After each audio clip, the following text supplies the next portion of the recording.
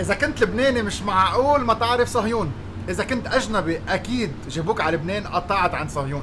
عم نحكي عن فلافل بلشت تقريبا بال 1920، بعدين المحل بال 1950 والمحل مكفى ومكفى ومكفى. لبناني ببيروت ستريت فود ساندويتش فلافل منقول صهيون.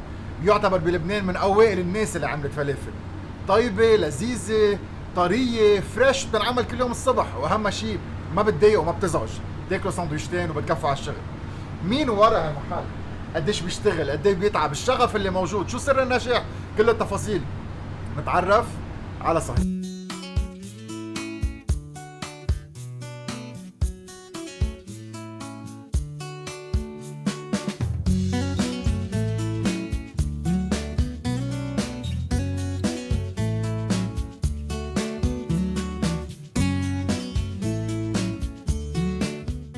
فؤاد صهيون بعمل فلافل، شو بدي اعمل؟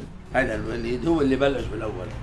بلش طبعا قبل هون، قبل هذه البنايه هون، قبل كل شيء كان يشتغل بالبيت، يحمل اولاد هيك يبرموا على الفرش يبيعوا، لانه كان هذيك الايام يستحوا العالم ياكلوا برا.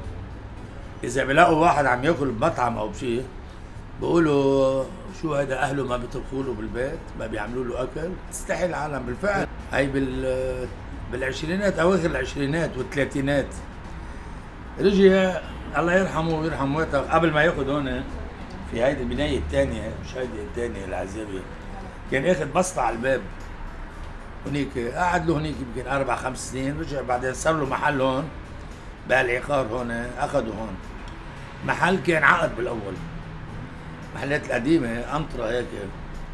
هبطوا البناية هذه، هبطوها بال 56 57 وعمروا بناية جديدة، هبطوا القديمة وطلعت هيدي.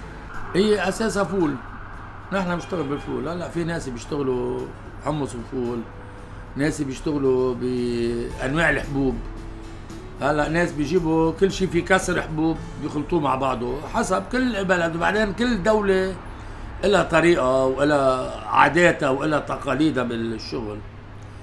نحن هون المرحوم الوالد بلش بيشتغل بالفول وبعده بيشتغل بالفول. عنا بلبنان هلا في ناس بيشتغلوا بحمص، ناس بيشتغلوا بفول، ناس بيشتغلوا حمص وفول مع بعضه، وكل واحد له طريقته.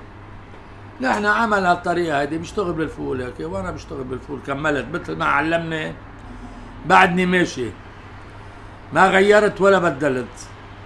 ونفس أصناف البهارات التركيبة تبعتها هي ذاتها.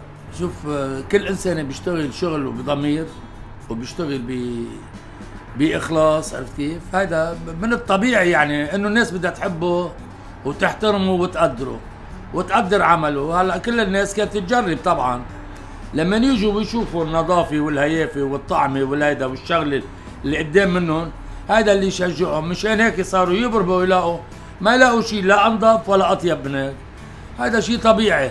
وبس تجرب محل وترتاح انت، بتصير لما بتبقى قاعد عم تحدث مع ناس او هذا اي حدا من اصحابك عم بتحدثوا، بدك تقول له والله كنا بمحل فلاني، شوف شو عنده، شيء مرتب، شيء نظيف، شيء كذا وهيك، بدك تشكر فيه. هذا بيرجع لعمله للانسان، هو شو بيعمل؟ يا هو بحبب الناس فيه وبيجيبهم، يا هو ببعد الناس عنه. طريقتها مضبوطه. ثاني شغله مستويه من جوا ومن برا، لذلك بتلاقيها خفيفه ما بتتقل على المعده. طيب ما رح اسالك عن المكونات يعني عن هول السر، بس فيني اسالك سؤالين. فيها بصل؟ لا. فيها توم؟ داخلها بسيط. اوكي، لكن هول الشغلتين بس بدي اعرفهم، البقيه كلهم كل واحد عنده خلطه وعنده اي طبعا. وما بتضايق وما بتقعد على المعده ومعموله صح. شيء طبيعي، بس تكون معموله مضبوطه وتنقلها مضبوط ما بتقعد على المعده. هلا عندي كثير انا بيجوا بالليل هيك، بيقول لي انه هلا فلافل بالليل ما صعبه. بقول له طيب جرب يا اخي، هلا شو معك من هلا اذا سهران معك 3 ساعات، بعد 3 ساعات حتحس حالك جوعان. يعني مره بيجي بيقول لي والله معك حق، جانا بالليل بدنا ناكل. يعني بتاكل بس بعد ساعتين 3 ساعات ماكسيموم بتحس حالك جوعان بدك تاكل. طيب الفلافل لمين؟ اللبناني بيقول له، والاردني بيقول له، والتركي بيقول له، والفلسطيني بيقول له. الفلافل لمين؟ والله شوف، حسب ما بنسمع نحن وبنعرف. هلا بالزمانات كانت الدول العربيه كلها مفتوحه على بعضها، ما كان في. هلا هي بين دولتين، بين مصر وفلسطين. بس بلبنان انعملت بغير طريقه، تختلف عن طريقتهم لمصر ولا فلسطين، لانه هن هونيك بحطوا بقلبها خضره بيطلع قلبها اخضر. عندنا هون هي ما بنعملها نحن. يعني بلبنان تغير وتبدل فيها، عرفت كيف؟ وهيك مش انه لنشوف حالنا او هذا، لا، المرحوم بي اول واحد عمل فلافل بلبنان. اليوم سر الخلطه معك وعم بتعلموا لاولادك، بكفوا معك، عم بيتعلموا حدا المصلحه من بعدك؟ شيء طبيعي. هلا عندي ابني انا صحيح ابني مسافر من هون، بس طبعا عارف كل شيء فهمانه. اولادي كمان البنات كمان مفهمهم يعني، وحاطط لهم ريسات كاتب لهم اياها برا وكيف بده يشتغلوا وكيف بدهم يعملوا. هذا الشيء ممنوع يوقف. صهيون بكفي. والله هلا انا ما بقدر اغصبهم لانه هالزمن تغير بابا، حبوا يكملوا هن، اعطيهم انا التعليم كلها وبيشتغلوا حتى ما يغير شيء. كم جنسيه اجت لعندك؟ اوه ما تسأل. قديش فات علينا جنسيات يعني؟ كثير. يعني من الصين اجى؟ منين ما بدك، مش بس من الصين، من اليابان، من ما بقدر يعني اي دوله بالعالم، ما في دوله بالعالم الا ما اجى لعندي منها ناس. ويفلوا ويقولوا من افريقيا، من اسيا، من امريكا اللاتينيه، اوروبا، يعني تقريبا دول اوروبا كلها ما ضل حدا يعني مر علينا جنسيات من قد ما بدك. طب انت نزلت على المصلحه قد ايه كان عمرك؟ كنت هلا صغير وجيت تعلمت، جيت قعدت بين اجري لبيك؟ ايه طبعا. من وقتها بتتعلم وبلشت تطلع؟ يعني هلا بدك تقول انه يمكن خلقت هون انا. من انت صغير يمكن خلقت بالمحل قبل ال10 سنين، 5 6 سنين ننزل لهون هيك. كنت انزل وقف عبي بالكيس في الاول، اتفرج كيف عم يشتغلوا وهذا وعبي بالكيس.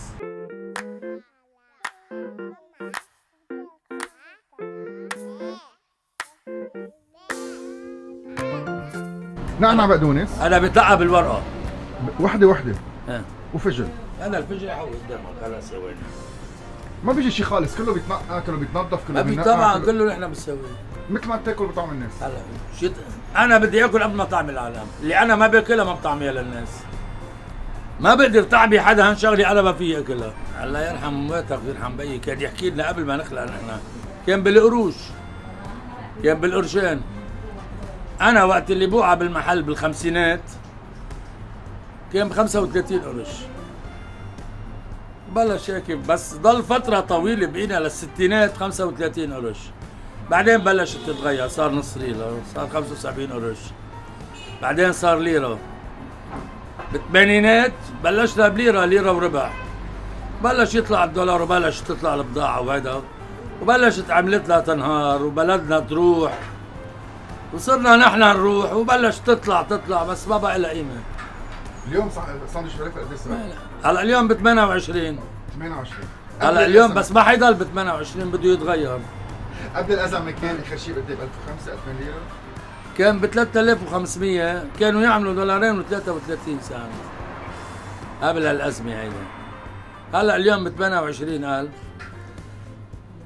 يعني ما هقول لك حق طحينته ولا حق زيته ولا ما في لزوم نحكي، لأنه العالم كلها صار المصالح كلها مكشوفة ومفضوحة، ما بقى في شيء مخبى للأسف. والله صار ما بقى. هلا جبنا زيت من 14 يوم 15، يعني مش شي جمعتين ونص جبتهم قبل ما تصير تبلش حرب اوكرانيا وغزة وهيك. جبناهم كانوا الصندوقة كانت ب $28 فيها جالونين، كان جالون 10 لتر. اليوم صارت $57، دبل وبنكزة. هيدا الزيت تشتغل فيه نهار ماكسيموم، تاني يوم بدك تشيله. هاي هلا عم بشيل الزيت وينظف وهذا، هلا بشيله بنظف وبحط الزيت جديد تشتغل فيه اليوم، عرفت كيف؟ ضل بحافظ عليه. اذا اللي واقف الموظف يعني اللي عم يشتغل اذا ما بينتبه له بدك ترجع تغيره بنفس النهار. بيلطش لك اياه بيلدعه، عرفت كيف؟ بيحترق، بدك تشيله ما في مجال، لانه ما بقى يحمل نار مثل ما كان بالاول. بكل النواحي بده يضل في انتباه، وبدها تضل عيونك 10/10، هذا شو عم يعمل، هذا شو عم بيساوي تشوفه. اذا ما عملت هيك ما تفكر انك تنجح. هاي الخلطة السحرية مش هتعطيني مكوناتها؟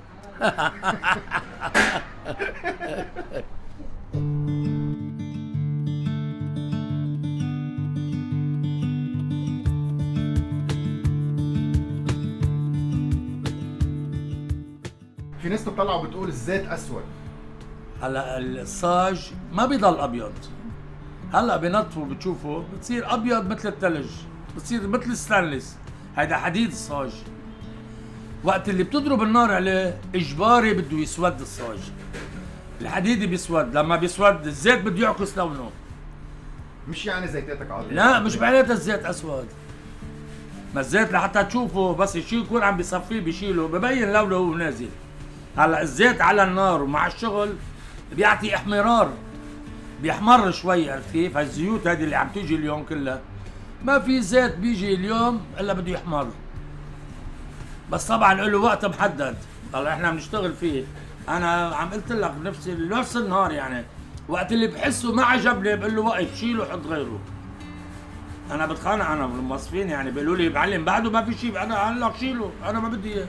والله شوف في ناس هلا بيقولوا لي صهيون هيك، مش اللبنانيه، من بعض الزباين من خصوصا مثلا تبول الخليج وكذا، شنو صهيون هي يعني يهودي؟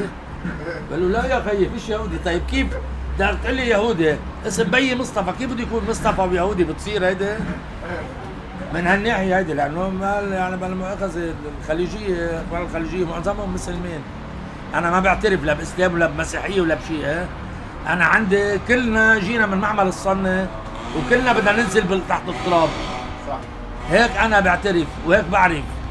بعدين بعرف دينك عملك، شو بتعاملنا هيك. بيي الله يرحمه ربنا اجى ما اجى قال لي نحن مسلمين وبتروحوا على الجامعه بتصلوا، لا، قال لي الدين المعامله. مين بيعاملك طيب بدك تشيله على راسك من فوق، ومين بده يعاملك عاطل ما حتقدر تتحمله مين ما كان يكون. شغلة واضحة، بقى حاجة تضحك على بعضنا. الشعب اللبناني شعب بحب الفزلكة، وشعب مزبوط مجوي وبلا أخلاق. لو الشعب اللبناني كل واحد زاح للتاني ميلة لا صار حرب ولا صار شيء عنا ولا وصلنا لهون، ولا وصلنا لهون. يا حبيبي شوف وين وصلنا. سجلنا تقريبا 2.5 السنة الماضية، بس بالظروف الراهنة.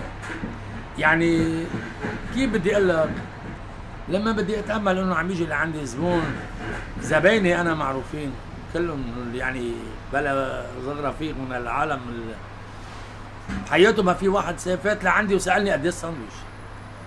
لما راحت اموالهم بالبنوك واشغالهم وقفت يجي لعندي لهون معه عائلته برا، صار يسالني قد ايه الساندويش ويعمل حساباته. لما ما عم يقدر يطعمي عياله، بتطلع انا معه عائلته برا ما عم يقدر يطعمي عائلته. طيب انا شو بدي يعني، هذا زبوني وانا ماني قادر اعمل شيء. ما انا عم باكلها كمان مثل حكايته، ما عاد اتضايق، نفسيتي تعبت كثير، قمت سكرت وفليت، ما عاد فيها. بس طبعا انه ما حنسكر على طول، لا الله هذه مرحله لنشوف هالمرحله شو بده يصير فيها.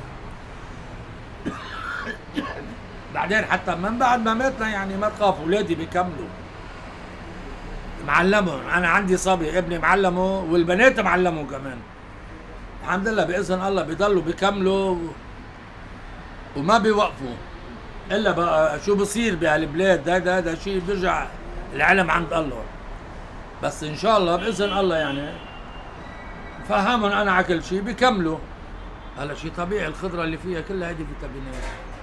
وهو الفول بحد ذاته يعني كل عمرهم من نحن اولاد صغار بيقولوا لنا الفول مسامير الركب،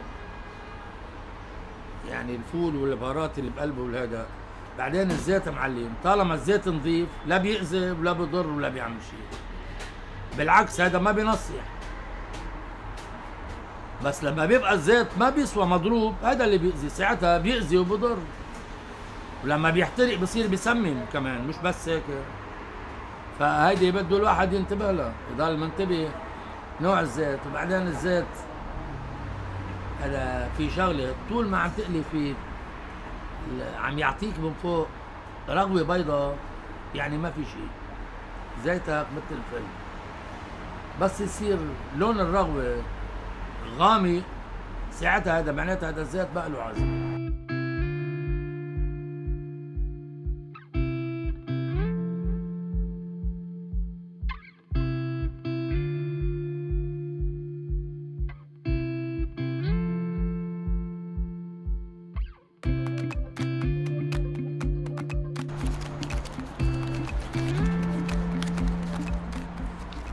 ضيق فلافل شي محل تاني؟ لا يعني ما بتعرف اذا انت مزبوط اطيب من غيرك او لا، بس الناس بتخبرك. انا بتعرف بدك الحكم للناس يا اخي، انا ما في احكم على حدا. هي زيتها ما غيرتها ما طورتها، هيدي انا ما بقدر احكم على حدا، الناس هي اللي بتحكم والناس هي اللي بتقول. انا الناس بيجوا بيقولوا لي والناس بيجربوا، وانا على قلبي احلى من العسل. بيجي زبون بيقول لي بدي، بقول له جرب وين ما بتحب، بروم لف الكون كله وامتى بعدين تعال عندي. والحمد لله الحمد لله. هذا تسالني لإلي، بدك تسال الزبونات يلي هن شو بيجوا بيحكوا.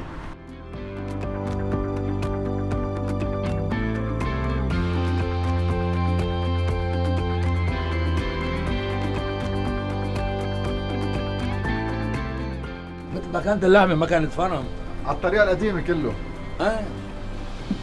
هلا في يوليكي ما بيمشوا، ولا الستانلس اللي هيك تبع الهيدا ما بتشتغل على الفول، هديك للحمه بس، لانه هيدي في معه مي.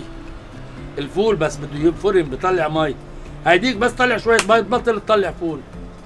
ما بتشتغل، جربناها جبناها ورديناها ما بيشتغلوا الا هدول.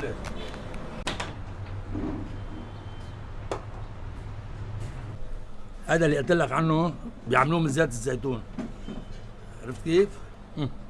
شايفه؟ بس هذا منه معطر.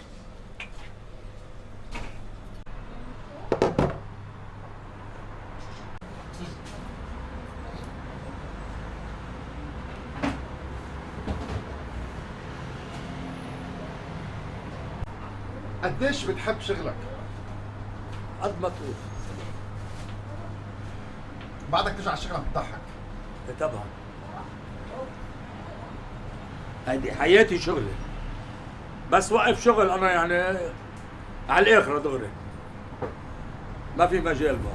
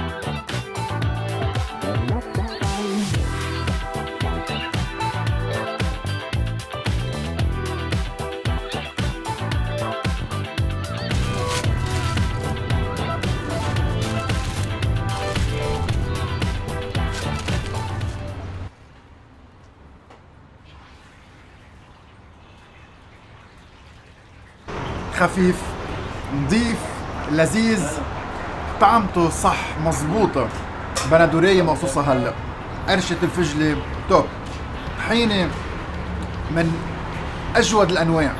والفلافل بتصحط وبتدوب وبتفرط، بهاراتها منا قوية، ما بتطلع على المنخار، ما فيها شيء اقوى من غيرها، ما فيها البصل اللي بيغطي. الربع ربع ربع انجا، يمكن توم انا ما حسيت فيها. ساندويش فلافل بس منه عجق، منه مخبص، منه خبز ومحطوط فيها خضرة كتير تتشبع. جورميه، فلافل خفيف نظيف. وعم يقدر يوقف. خلصت الاول والثاني وعبالي بعد.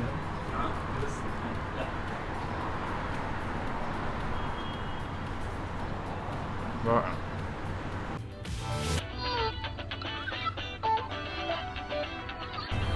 رائعة. ساعتين طيب اذا حدا سألك ليش طيبة شو بتجاوبه؟ بقول له لانه ما بيشرفونا الا الطيبين، مشان هيك بتطيب. على الوقفة تاخدوا حبة، تفتحوها بالنص، من لونها ببين انه فول، منا فاتحة كتير مثل تبع الحمص. قرشة من برا، رائع رائع. ما في شي مغطى على شي، بهارات كتير خفيف، تحسون بمنخاركم شوي، ما في شي قاسي، ما في خضرة، ما في بصل، ما في empowering flavors، خفيفة نظيفة من جوا هيك علكتها كتير لذيذة. أنا هون على تلفزيون بحط لي شي 20 وحدة قدامي بيكونوا مثل الفستق. يا ميت اهلا وسهلا فيك، شرفت تجي على محلك لهون وقت اللي بدك، ونحن باذن الله موجودين، والله يقدرنا ونضل مثل ما نحن ما نغير. هيدي اهم شغله، انه نضل بهمتنا هيك ونضل ماشيين على نفس السكه، ما نقدر نطلع عنها هيدي.